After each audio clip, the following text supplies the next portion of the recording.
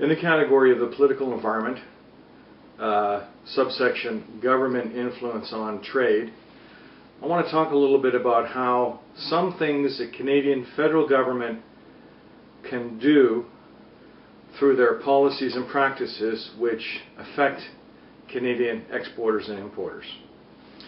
Going by the maxim that sometimes specific examples are always the best way to teach people things, I want to give you some specific examples, things the Canadian government did which made it difficult for Canadian exporters and importers.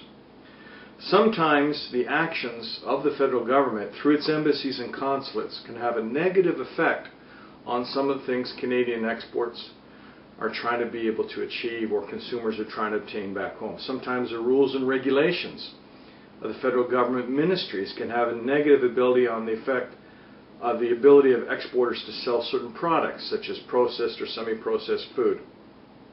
And sometimes the rules and regulations of provincial governments, which are used to protect key industries, can make importers in violation of certain laws. Let's look at the example of raisins. I like raisins on my cereal for breakfast in the morning. This is a good example.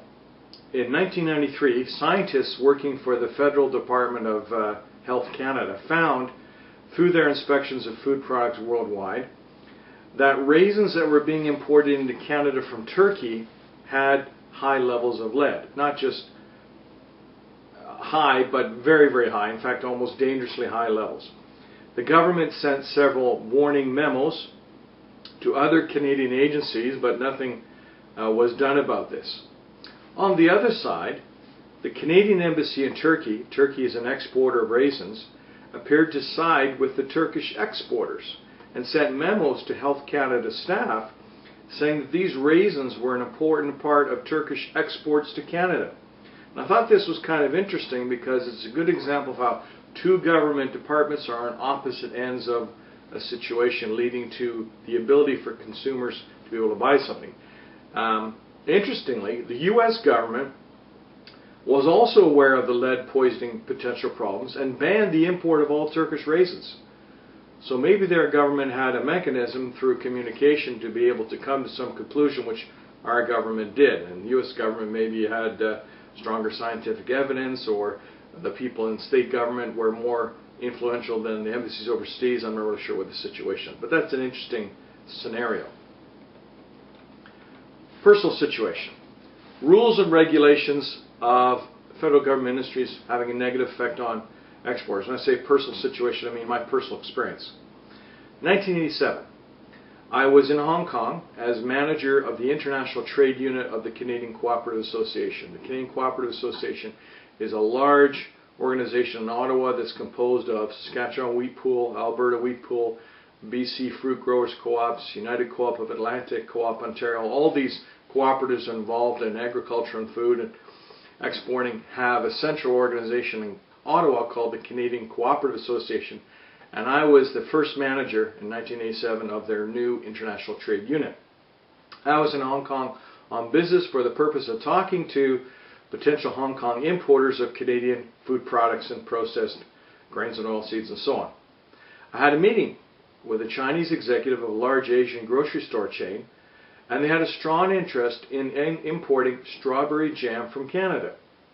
Unfortunately, this deal did not go through.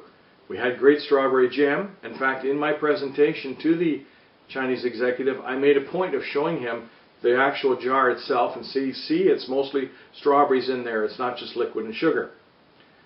Chinese executive wasn't interested in the quality of the product. He just wanted low price, because they're in turn going to be selling it to other locations. So that was an interesting fact, because quality had nothing to do with his interest. It was low price. And I told him that in Canada there are rules and regulations forbidding the export of certain meats and vegetables and fruit products unless it's Canada grade A. And I couldn't give him cheaper strawberries and a higher % pure sugar content. So if you're selling certain types of meat and vegetables and fruit products from Canada overseas, these are rules and regulations you have to be in compliance with. Even if the buyer in Hong Kong wanted to buy cheaper strawberries, couldn't have, because it wasn't allowed to be exported. Third scenario. Sometimes the rules and regulations of provincial government laws are used to protect key industries, which make certain other companies in violation of these laws when they try to export the same product all across Canada. I'll give you an example. November 2005, Walmart. Walmart was in the news because the Quebec agricultural inspectors seized margarine from Walmart stores in Quebec. Why? Because Quebec has a law that margarine and butter cannot be the same color.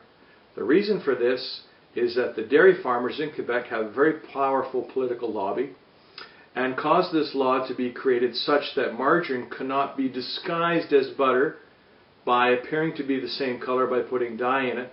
So in order to protect the Quebec dairy producer's product, which is butter, they passed a law saying that margarine must be dyed a darker yellow color.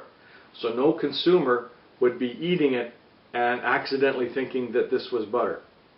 This rule has been in effect for many, many years. However, when Walmart brings in something from another country to sell across its entire chain of Canadian stores, it makes its economic value and profit by having the same product sold in as many places as possible to achieve large economies of scale. So Walmart tried to save the cost by selling the same product in all of its stores, including butter.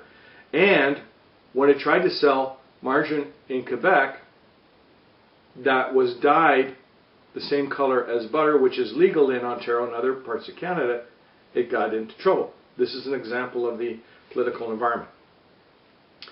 The agriculture critic for the Parti Québécois tabled margarine tub in the National Assembly and charged that Unilever Canada Inc., which makes the margarine for Walmart stores, was conspiring to bring yellow margarine into the province. And it ended up with a big political problem, and Walmart got some bad publicity for that situation.